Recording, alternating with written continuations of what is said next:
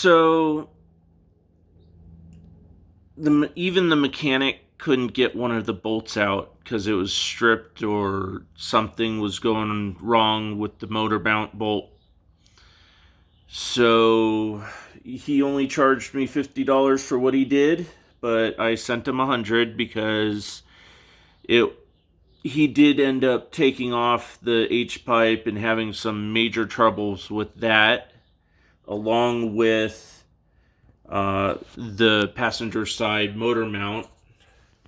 He's got the bolts right there, but he was defeated. He said this is the first time he's had to walk off a job. So, um, yeah, we're at a standstill right now. Uh, Again, it's just a bunch of humming and hawing, grinding away.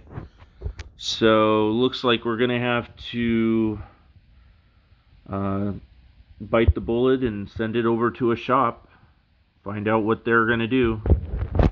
And unfortunately, I'm not gonna be able to record any of that. But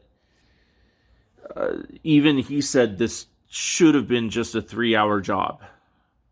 So if that. So gonna have to end it here, I guess. See you later.